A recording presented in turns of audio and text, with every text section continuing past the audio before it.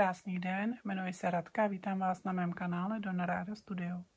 Dneska si ukážeme, jak vytvořit takovou krásnou kožešinovou bambuli.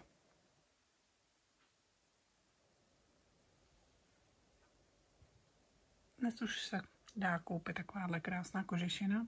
Vypadá opravdu jako pravá.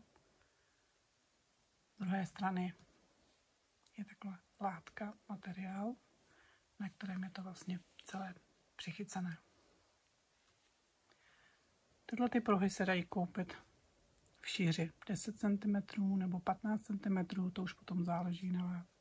Výběr je obrovský, já vám dám potom odkaz pod video, kde se dají tyhle ty kožešiny koupit. Jdeme na samotnou výrobu.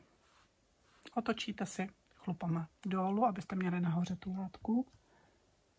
Já mám udělané takovéhle šablonky, když chci malou bambulku, velkou, 12 cm, 15 cm, to už potom záleží na vás, jak velikou bambuli potřebujete.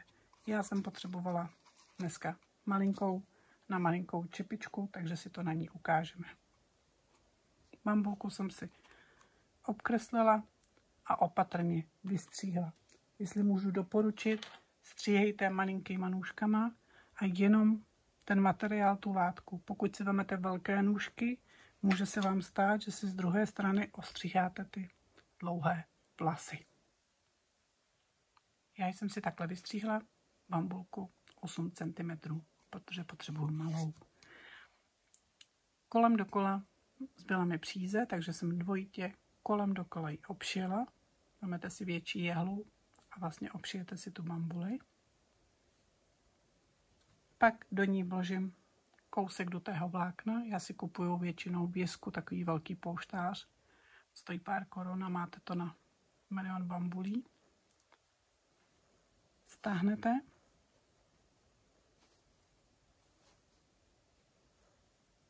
Trošku si s tím pohrajte, ať vám ty chlupy zůstanou venku.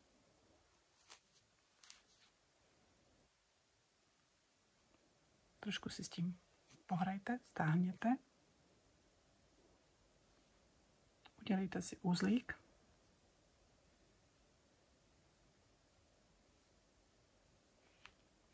A stáhnout. Jo, můžete klidně i druhý uzlík, ať vám ta bambule drží a nevypadne vám z toho to duté vlákno. Tak a takhle máme udělanou malinkou bambuli. Potom je potřeba to trošičku tady dole pročísnout, aby vám ty chlupy nalezly všude. Takže takhle máme malou bambuli. Když máte malou čepičku, tak vlastně protáhnete ty vlákna dovnitř, tak jak potřebujete.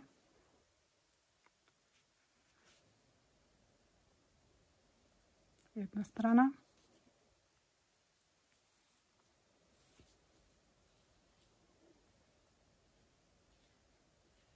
Druhá strana.